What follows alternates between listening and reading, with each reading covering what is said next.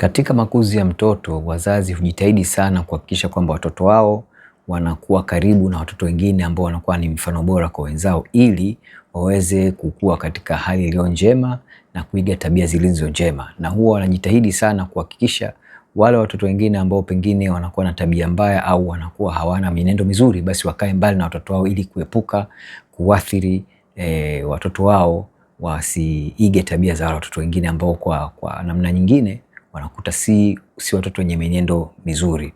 Halikadhalika hata katika kukua katika kazi na mambo mengine, siku zote wanadamu tunatamani kupata watu ambao tutajifunza kutoka kwao yaliyo mema, aidha namna ya kufanya biashara au namna ya kuishi au namna ya kuwa mtu fulani katika maisha. Siku zote hili ndio kiu ya mwanadamu. Na hivyo hivyo Qur'an inamweka huyu Muhammad kwamba ni mtu ambaye Waislamu wanatakiwa wamuige kwa tabia. Na Allah katika Qur'an anamzungumzia Muhammad kwamba ni mtu mwenye tabia njema ambayo haina mfano wake. Hii inasomeka katika Qur'ani sura ya 68 aya ya 4. Halikadhalika Allah anamzungumzia huyu Muhammad kwamba ni mfano bora kati ya wanadamu, na kwamba Waislamu wanahusiwa waige tabia zake, wafuate mifano yake, ili nao waweze kuelekea katika taswira ya huyu Muhammad. Vile vile pia Qur'ani inawaambia Waislamu kwamba anayemtii Muhammad basi anamtii Allah pia. Hii inasomeka katika sura ya 4 ya kwenye Qur'an aya ya 80. Naam, kwa miaka kadhaa sasa kote duniani kumekuwa kuna gumzo kubwa sana kuhusiana na swala la ndoa ya Aisha na Muhammad. Na hii imetokana na kwamba katika hivi miaka karibuni kumeonekana hadithi nyingi zinazozungumzia umri wa Aisha wakati Muhammad anamuoa. Kundi moja la Waislamu limekuwa likitetea kwamba zile hadithi hazina ukweli wowote, na kwamba kwa mujibu wa vyanzo wanavyojua wao inasemekana Aisha alikuwa na miaka 18. Lakini kundi jingine halipingi swala la umri unaonekana katika baadhi ya hizi hadithi, lakini wanasema kwamba Aisha, kwanza mambo kadhaa, wanasema kwamba Aisha alikuwa tayari amekwisha kuwa amepevuka kiakili, kimwili, na alikuwa mtoto wa ajabu. Na alikuwa mtoto wa ajabu kwa sababu ni Allah ndiyo aliyemchagulia, na alikuwa mwanamke mmoja mwenye busara, elimu ya ajabu sana na vitu kama hivyo. Ndivyo ambavyo vyanzo vya namna gani Waislamu wanamzungumzia huyu Aisha. Lakini je, tunapoamua kwenda katika vyanzo vya Kiislamu vinavyozungumzia kuhusu hii ndoa ya Aisha na Muhammad tunakuta nini? Labda kabla kwenda huko kwanza tukaangalie huyu Muhammad ilikuwaje mpaka Muhammad akaenda kumuoa huyu binti anaitwa Aisha. Tunaenda kusoma hadithi kutoka katika Sahih Bukhari, hadithi namba 7012 ambayo inapatikana pia katika mkusanyo wa Sahih Bukhari, kitabu namba 91, hadithi namba 30. Amesimulia Aisha, Mtume wa Mwenyezi Mungu akaniambia, ulionyeshwa mara 2, yani katika ndoto yake, kabla sijakuoa, kwamba huyu Muhammad anamwambia Aisha kwamba yeye Muhammad alionyeshwa kwenye ndoto mara 2 kabla hajamuoa. Nilimwona malaika amekubeba katika kitambaa cha hariri, nikamwambia mfunue. Yani huyu Muhammad anamwambia yule malaika, akamwambia mfunue, na tazama ni wewe, kwamba Muhammad malaika alivyomfunua akaona kwamba ni huyu Aisha. Nikasema, yani huyu Muhammad anasema, nikasema kama hili limetoka kwa Mwenyezi Mungu basi lazima litokee. Kisha ukaonyeshwa kwangu yule malaika aliyekuchukua katika kitambaa cha hariri, nikasema mfunue, na tazama ni wewe. Nikasema kama hili limetoka kwa Mwenyezi Mungu basi lazima litokee. Hii ni Sahih Bukhari, hadithi namba 7012. Halikadhalika kisa hichi au hadithi hii inaofanana sana na hii inapatikana pia katika Sahih Bukhari namba 5125, kitabu cha 67, hadithi namba 61. Halikadhalika Al-Tirmidhi naye ana ripoti kitu kama hichi kinachofanana na hicho, Al-Tirmidhi namba 3880. Naam, tunaona kwamba kwa mujibu wa hadithi ni kwamba malaika anamuonyesha katika maono Muhammad mara 2, na anamuonyesha picha ya Aisha kwamba huyu ndio mke ambaye Allah amemchagulia. Na ni kumbushe kitu kimoja tu, Aisha kwa mujibu wa vyanzo vya Waislamu ni kwamba alikuwa mke wa 3 wa Muhammad, na Muhammad alimuoa Aisha wakati huo mke wake wa kwanza Khadija alikuwa ameshakwisha fariki, lakini Muhammad tayari wakati anamchukua huyu Bi Aisha, Muhammad tayari alikuwa na mke mwingine aliyofahamika kama Sauda binti Zamma.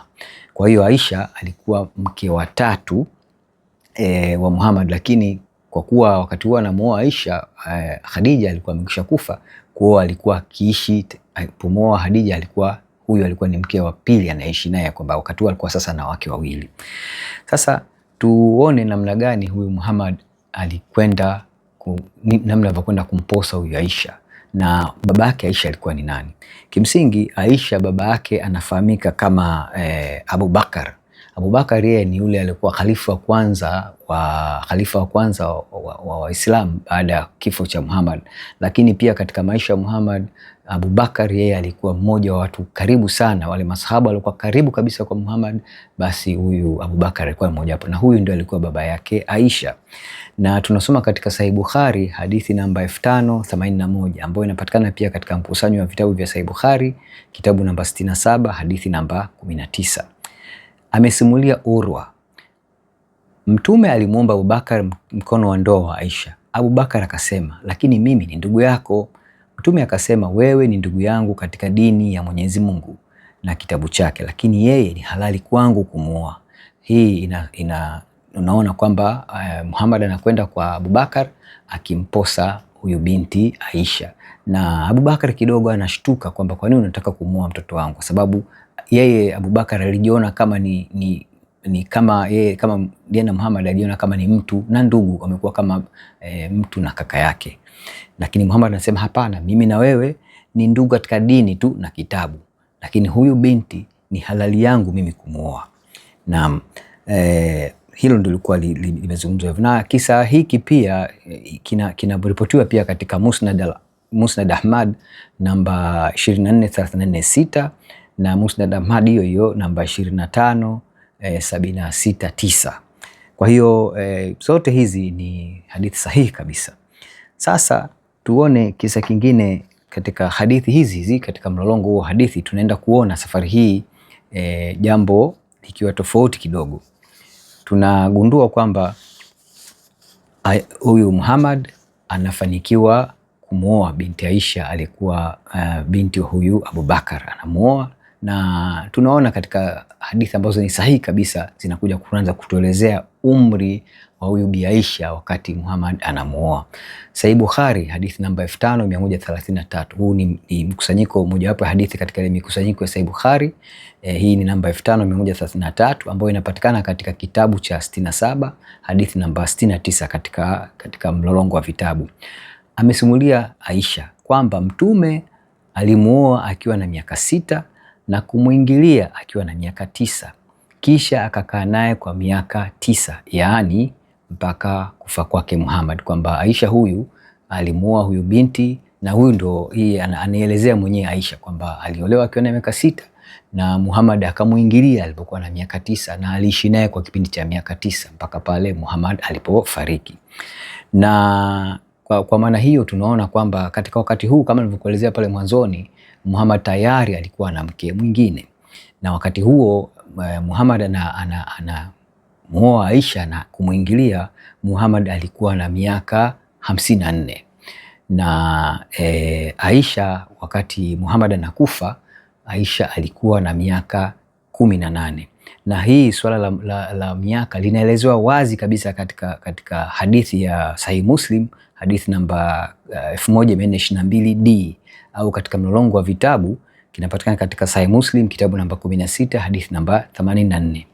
Kwa hiyo tunaona hivyo.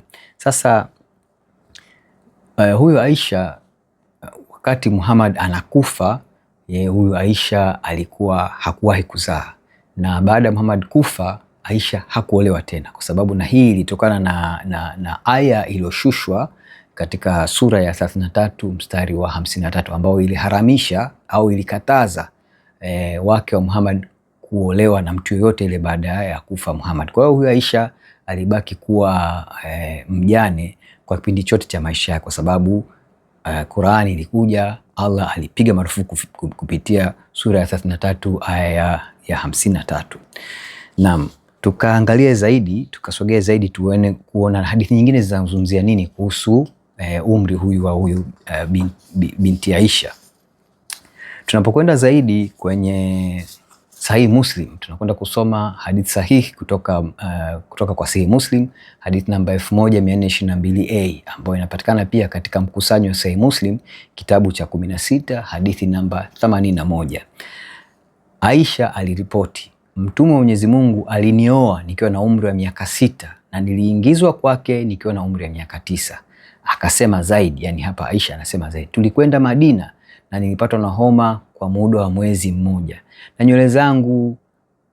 nywele zangu zilifika kwenye ncha za masikio. Hapa Aisha anachosema ni kwamba alipokuwa Madina aliugua kwa kipindi kama cha mwezi mmoja hivi, na kwamba ule ugonjwa ulimfanya nywele zake zikakatika mpaka zikapungua kufika kiwango cha ncha za masikio yake. Basi Umramun, huyu Umramun alikuwa ni mama yake Aisha, alikuja kwangu na wakati huo nilikuwa kwenye bembea na wenzangu. Kwamba wakati Umramun anamfuata mama yake wa Aisha, yeye huyu Aisha alikuwa akicheza kwenye bembea na wenzake. Aliniita kwa sauti ya juu na nikaenda kwake na sikujua alikuwa anataka nini kwangu. Akanishika mkono na kunipeleka mlangoni, nikawa nikisema ha ha ha kama vile natweta mpaka fadhaa ya moyo wangu ikaisha. Alinipeleka kwenye nyumba ambayo walikuwa wamekusanyika wanawake wa Ansari. Wote walinibariki na kunitakia heri na wakasema ushiriki katika mema. Yeye, yani mama yake, alimkabidhi kwao. Waliniosha kichwa na kunipamba na hakuna kilichoniogopesha. Mtume wa Mwenyezi Mungu alikuja hapo asubuhi na mimi nikakabidhiwa kwake. Kwamba hapa Aisha anaelezea siku ambayo alikabidhiwa rasmi kwa Muhammad, kwamba wanawake wa Ansari walimchukua mama yake huyu, mama yake anaitwa Umramun, akamkabidhi kwa wanawake wa Ansari, wakaondoka naye na siku ya pili Muhammad akamchukua pale. Tukasome pia kutoka katika Sahih Bukhari hadithi namba 6130. Hii inapatikana pia katika kitabu cha 78 cha mkusanyiko wa Sahih Bukhari hadithi namba 157. Amesimulia Aisha, nilikuwa nacheza na wanasesere mbele ya Mtume na marafiki zangu wasichana pia walikuwa wakicheza nami. Mtume wa Mwenyezi Mungu alipokuwa akiingia nyumbani kwangu walikuwa wakijificha, lakini Mtume alikuwa akiwaita waungane na wacheze nami.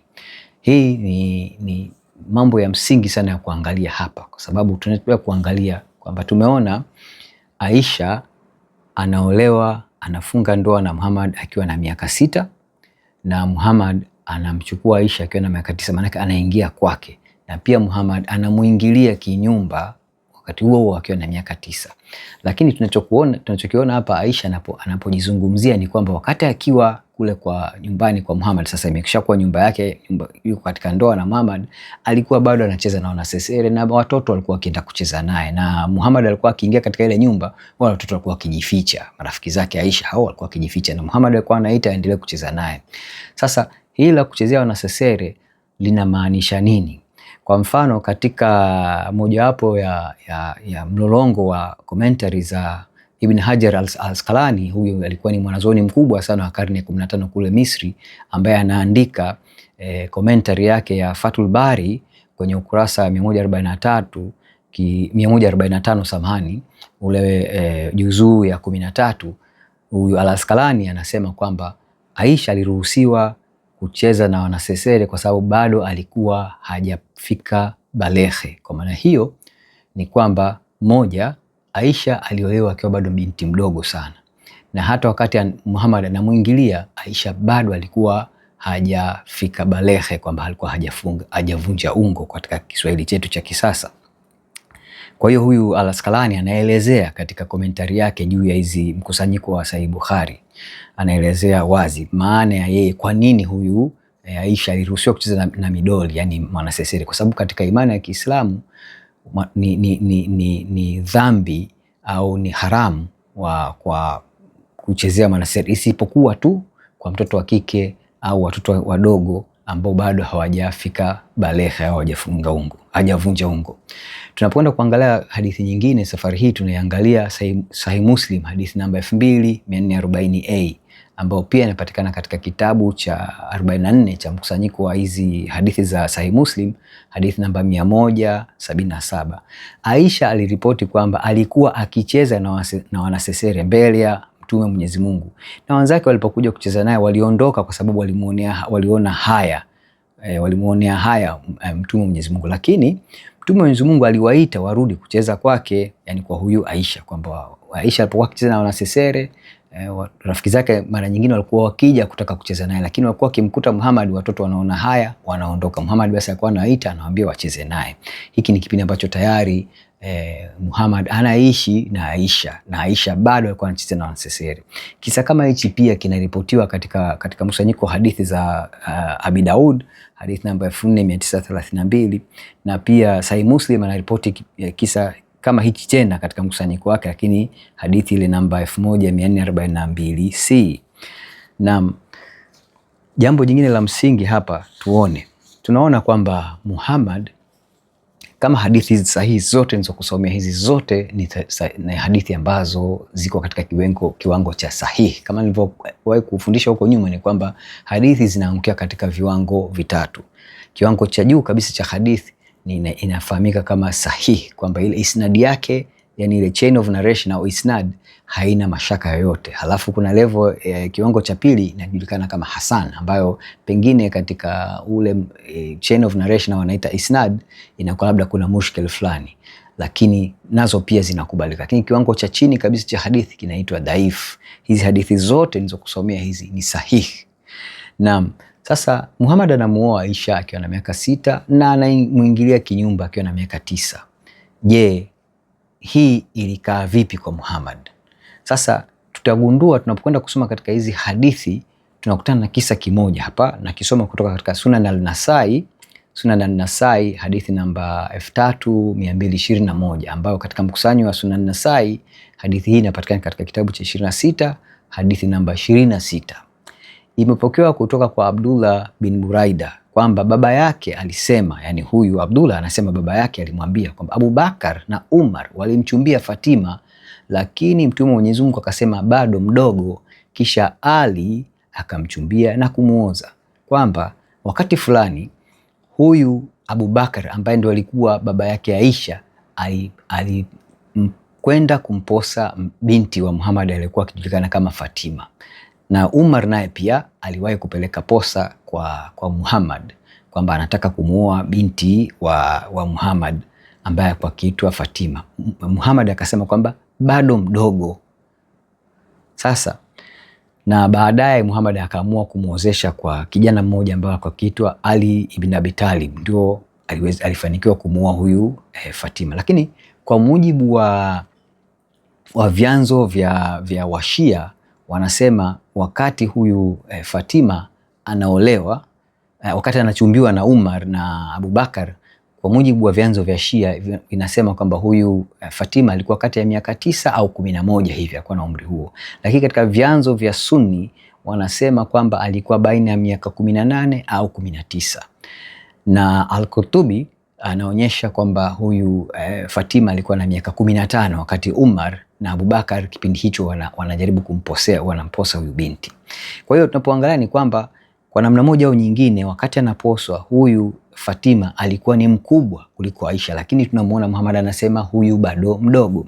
Na kipindi huyu Ali ibn Abi Talib anamuoa, inaaminika kwamba kwa mujibu wa Sunni, wao wanasema Ali ibn Abi Talib alimuoa huyu Fatima akiwa na miaka 18 au 19 hivi, lakini Washia wanasema alikuwa kati ya miaka 9 mpaka 11.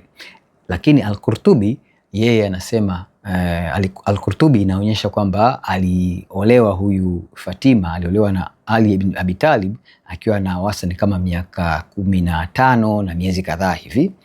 Sasa maana yake nini hapa? Kwamba Muhammad alikuwa anajua umri ambao unafaa kuolewa, lakini ilipokuwa kwenye upande wa Aisha hali ilikuwa tofauti. Kisingizio kilikuwa tu ni kwamba malaika alimuonyesha katika ndoto na kwamba Allah ndiyo ambaye alimfanya ni kwamba ni halali kwake kumuoa. Sasa Kama nilivyokuambia mwanzoni, baadhi ya kundi la Waislamu wanasema huyu Aisha alikuwa amefikia baleghe. Nilikusomea hadithi mojawapo ambayo Al-Asqalani anasema wazi, inaonyesha wazi kwamba kwa mujibu wa ile hadithi Aisha kucheza na mwanasesere ilionyesha wazi kwamba hajafikia baleghe. Kwa hiyo hii hoja ya Waislamu wanasema kwamba Aisha wakati anaolewa au wakati mtume Muhammad anamuingilia alikuwa amefikia baleghe ni jambo ambalo halina ukweli wowote. Lakini pia kuhusu kusema kwamba ati Aisha alikuwa mtoto aliyepevuka kiakili, mwenye hekima ya ajabu, mwenye mtoto wa maajabu, nao pia ni upuuzi mtupu, kwa sababu hadithi zote hizi nimekusomea kadhaa zinaonyesha Aisha kwanza anacheza kwenye bembea, Aisha anacheza na wanasesere, tunasema midoli. Hii si tabia ambayo mtoto amepevuka anaonekana nayo, kwa sababu mtoto akipevuka kawaida huwa anaacha kuchezea toys au wanasesere. Kingine ni kwamba Aisha anasemekana kwamba alikuwa binti mwenye busara kubwa. Vyanzo vyote hivi ambavyo vimekusomea havionyeshi dalili yote kuwa huyu binti alikuwa ana busara ya namna yote. Bado alikuwa ni mtoto mdogo, na ndio maana hata alikuwa bado Muhammad mwenyewe alikuwa anamruhusu bado acheze na wanasesere. Ziko hadithi nyingi chungu zima ningekusomea, lakini kwa ufupi tu nitaka tuzipitie hivi. Sasa kwa nini na hii video? Labda kimsingi nia ni kuonyesha mambo kadhaa. Kama nilivyokuambia mwanzoni, wanadamu huwa tunatafuta kuiga mifano ya watu ambao wenye tabia njema, lakini pia Qur'ani inatueleza kwamba huyu Muhammad ni mtu aliyekuwa na tabia njema. Kama nilivyosema, ni Qur'ani sura ya 68 aya ya 4, na pia Allah katika kupitia Qur'ani anasema huyu Muhammad ni mfano bora kati wanadamu. Hii tunasoma katika sura ya 33 aya 21. Lakini pia tunaambiwa kwamba kupitia Qur'ani kwamba yoyote anayemtii Muhammad ni kwamba anamtii Allah. Na tunamuona Abubakar anamtii Muhammad, anamkabidhi binti yake, binti mdogo kabisa, mtoto mdogo wa miaka 6. Baadaye Muhammad anamchukua akiwa hata hajabaleghe, na Muhammad anaingia kwake ili tu aweze kumridhisha Allah kwamba anamtii Muhammad. Ndicho kigezo peke yake kilichobakia pale. Sasa madhara yake ni nini? Unapokwenda kuisoma sura ya 65 katika Qur'ani aya ya 4 utagundua kitu kimoja. Japokuwa hii sura 65 aya ya 4 inazungumzia habari ya eda baada ya mwanamke kuachika, unakutana na kigezo kimoja kizito sana, na kigezo kile kinazungumzia kwamba eda inapangwa kwa mwanamke ambaye hajaanza kuingia katika hedhi, kwamba eda yake pia ni miezi 3. Na hii yote inatokana na tukio hili la Muhammad kuoa huyu binti ambaye bado alikuwa hajapata baleghe au hajavunja ungo, kwa sababu Qur'ani inaruhusu Waislamu kuoa binti ambaye hata hajavunja ungo. Maana yake ni kwamba Qur'ani inaruhusu wanaume watu wazima kumuoa binti mtoto mdogo kabisa wa kike hata akiwa na miaka 6. Qur'ani haikatazi. Sasa hili ni jambo ambalo la kufikirika sana. Lazima tukae tufikiri, kama huyu Muhammad Allah anamweka kama ndio mfano wa tabia njema na kwamba mfano bora kwa wanadamu, tunahisi kwamba huyu Muhammad ni Allah ana viwango vya chini sana katika wanadamu. Kwa kweli lazima tujiulize, kweli mtu wa tabia hii ni wakufaa kuigwa?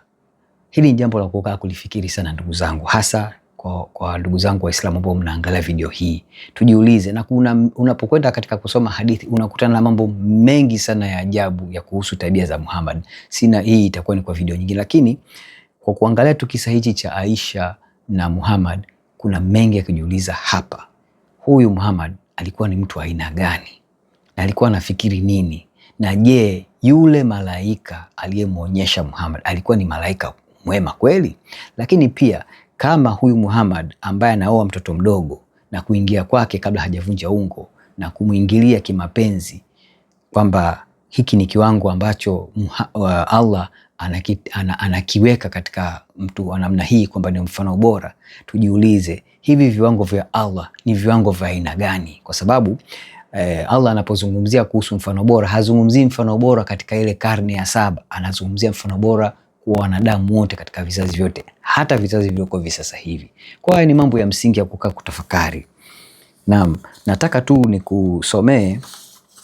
nikusomee mstari mmoja kutoka katika Biblia Takatifu, na kusomea kutoka kitabu cha Injili ya Marko Mtakatifu sura ya 10 mstari wa 13 mpaka ule wa 16. Inasema hivi: basi wakamletea watoto wadogo. Hapa ni Bwana Yesu ambaye analetewa watoto wadogo. Wakamletea watoto wadogo ili awaguse. Wanafunzi wake wakawakemea, ila Yesu alipoona alichukizwa sana, akawaambia, waacheni watoto wadogo waje kwangu, msiwazuie, kwa maana watoto kama hawa ufalme wa Mungu ni wao. Amin nawaambieni, yoyote asiyekubali ufalme wa Mungu kama mtoto mdogo hatauingia kabisa. Akawakumbatia, akaweka mikono yake juu yao, akawabarikia. Hii ni tofauti kubwa sana tunayoiona baina ya Muhammad huyu anayezungumziwa na katika Quran na katika hadithi kama hizi tunazoziona zinazohusu ndoa yake na Aisha. Na ziko visa vingi sana. Kwa mfano tutaangalia kuhusu ndoa ya Muhammad na yule mwanamke anayefahamika kama Zainab. Nao pia ilikuwa ni kitu kimoja cha kusikitisha sana. Sasa naweka mbele yako chaguo, wewe ndugu yangu Muislamu. Huyu ndio Muhammad anayewekwa mbele zenu akiwa kama mfano bora, na mimi nimemweka mbele yako Bwana Yesu Kristo wa Nazareth, ambaye katika Qur'ani mnamuita Isa bin Maryam, ambaye hakutenda dhambi. Alizaliwa na bikira, hakuoa, aliishi maisha ya kitakatifu kiasi kwamba Allah kwa mujibu wa Qur'ani lakini hakutaka hata afe msalabani, alimnyakua akampeleka peponi moja kwa moja. Chaguo ni lako. Asante sana.